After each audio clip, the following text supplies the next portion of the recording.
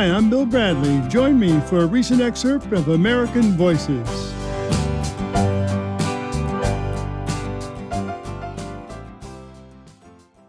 You're about to go for a walk or a run or go to the gym, so you put your sneakers on. Sounds simple enough, but there's so much more to sneakers than meets the eye. My next guest is a sneaker blogger. He has a YouTube channel with 161 million views. Yo, hey guys, it's poppin', Jacques Slade here.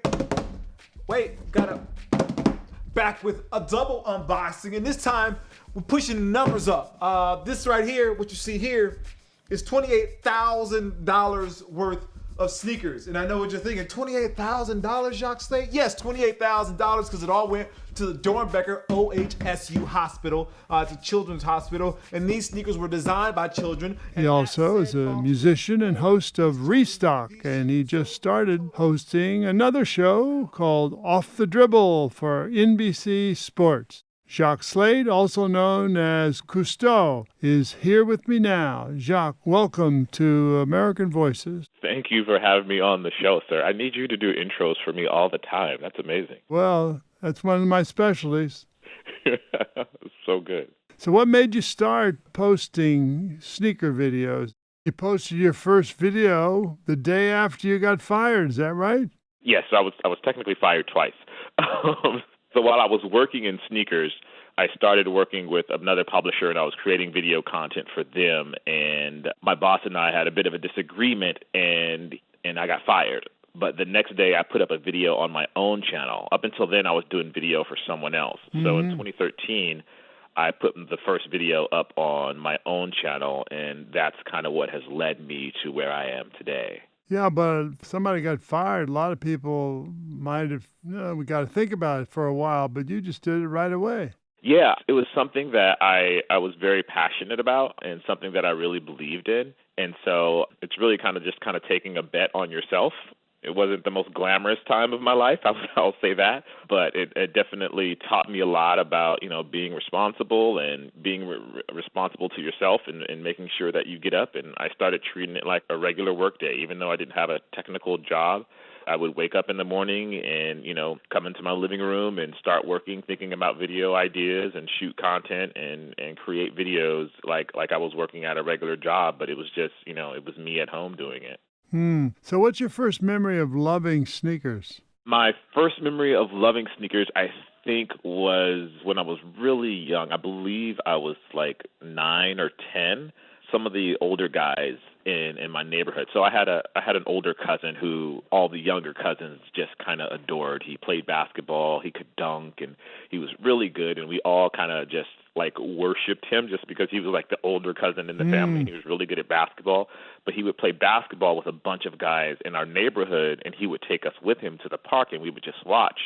And one of the guys that he played basketball with, a guy named Mark Black, he gave me and my other cousin that went to watch, he gave us a pair of Air Jordan 5s that were his to wear. And he was like, here, you guys can have these. And that's the first moment, the real first big sneaker moment for me in my brain. Oh, yeah, indeed. So when people go to your YouTube channel, what are they going to see? They'll see a bunch of different things. Over the years, I've been able to get a bunch of different shoes. So I'll do unboxings and reviews of shoes and give people feedback on shoes so they know whether it's something that they should buy. I've also had interviews with athletes and entertainers, so they'll get that sort of perspective as well, the things that athletes and entertainers are into. But I think the thing that I'm most proud of is being able to share information about sneakers so that, people have insight when they go into the store to buy a pair of shoes. They're not kind of just buying them blind. I can give them my feedback and how the experience of owning that shoe was for me. And then when they go into the store, they're a more educated consumer. I imagine when you were in the NBA, I imagine you played in Chuck Taylor's or Converse or something, right? Yes, indeed. When I was, I'll give you a little testimony here. When I played in Converse All-Stars, Chuck Taylor's, that I had to buy myself. Really? And that I sent to St. Louis, Missouri to have arch supports put in by the college classmate of my mother. And so it was a little different, Yeah. That's a really interesting story. I didn't put that together. That a lot of times there weren't sneaker deals back then like there are now, where guys get guys in the NBA get a lot of shoes for free. But Yeah. that's an example, like, of people that used to wear, like, Chuck Taylors. A lot of people can wear Chuck Taylors, but, like, the kids today, Chuck Taylors and that style of shoe are uncomfortable because they've been wearing shoes with air in them, or with this EVA cushioning that makes it harder for them to wear flat shoes like Chuck Taylors. Right. Every time I see the new shoes, I figure, gosh, they're really molded to a foot, whereas basically we were playing on a flat rubber surface. Yep. And, Yeah. I got a whole trunk full of those Chuck Taylors that I wore, that I kept. What should I do with them? Well, I mean, I would obviously put some in a display case, especially for if you have the pairs from that championship. I would definitely put those in like a display case to make those nice. And maybe, I mean, depending on what you want to do with them, you could create for me as a sneaker guy, I'd create maybe like a small little museum of them to keep them and put them on display. Maybe have some of the guys that you played against sign them, or if you have memories attached to those shoes. I would love to hear, like, the story behind some of those shoes. If there's some stories there that you have of a particular game that you have with a pair of those shoes. Well, you've given me a lot to think about there, Jacques. Tying your sneakers, that's important when you're a player. I remember John Wooden, who was the great UCLA coach, when, 9, 10 NCAA championships. Kareem, Bill Walton. He used to have, on the first day of practice, here were all of these great players, and every day, the first day of practice, teach them how to tie their shoes. And the point he was making was, it's paying attention to the small things that will lead to a successful team. Oh, wow. And so you start by tying your shoes. That's awesome. That's an incredible story. Yeah, no lace secrets there. Yeah. You're back there. You got to tie. I wonder how he'd teach that lesson now when the guys can just put their foot into a shoe and it tightens up by itself. So when I was a kid playing, I would have these spats that I would put little lead sticks into, right? And they made my feet heavy. And then I would practice jumping with lead on my feet. Can you still do that? I don't know if there's shoes made to do that anymore, but from what I understand, they went away from putting those sorts of things on your feet because they felt like it messed up your knees. And so now they have an apparatus where they put it's almost like a suit you wear, and the weight goes around your thighs as opposed to down by your feet, to give you that same sort of experience with adding more weight while you're jumping and adding more weight while you're working out. And they put it on your thighs now as opposed to putting it on your feet, because they felt that putting it on your feet wasn't good for your knees. So Nike asked you to design a sneaker for someone who inspires you. Yes. Who did you choose and why? I've done two. So the first one I did for my grandfather. So when I was younger, when my parents went to work, we would go to my grandfather's house, and he would babysit me and my cousins. And my grandfather was retired, but he would go out in his truck and he would collect cardboard, and he would return cardboard, and that's how he made money those days. And he would take us with us. And I remember going on those early morning trips with him to collect cardboard, and he had a turquoise truck. And we would go out early in the morning when it was still dark. And I remember he had these like really rough leather gloves. So I made a shoe where the color of the shoe was that turquoise of his truck. And then I made the midsole with black with white speckles, because I remembered like the stars in the sky when we would go out with him in the morning.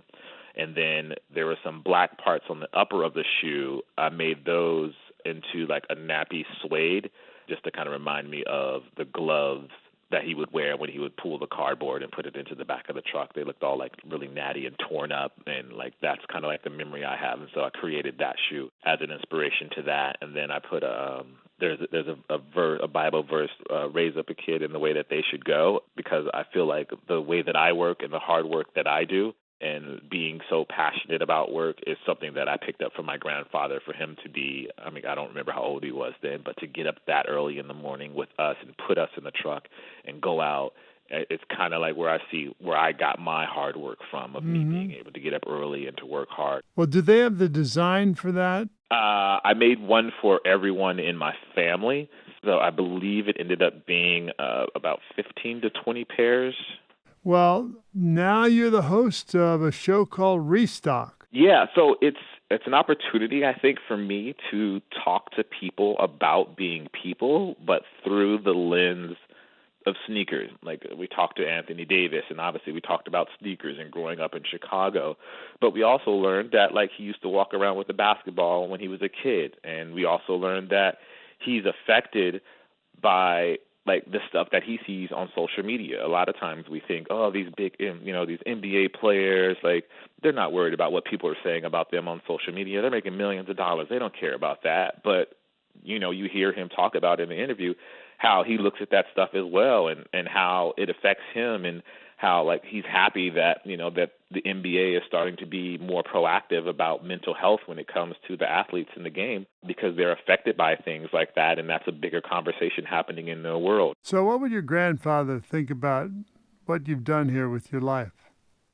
I think he would be really proud. My grandpa Tom worked really hard, and I really appreciated the lessons that he instilled in me without me knowing he was instilling lessons in me, like the hard work and, getting out on your own. And essentially him collecting cardboard, he was his own business. He was, that was his version of entrepreneurialism. And I've been able to take that to a different level, not really understanding or realizing that's what I was witnessing when I was sitting in the front seat of that truck and watching him do that. So I think he would be proud. And I guess I would just, really, for anything, I would just let him know that he made, that he was a wonderful example, and put me on a path that set me up for success. I've been speaking with Jacques Slade. You can watch his sneaker videos on YouTube under the name of Cousteau, and you can catch his online show called Restock and his weekly NBC sports show, 2 Off the Dribble. To find out more, visit us on Facebook. Our show page is American Voices with Senator Bill Bradley. Write me your thoughts. Tell us about your favorite sneakers. I'd love to hear from you. Jacques, thanks so much for being on the show. Thank you for having me, Mr. Bradley. I appreciate it.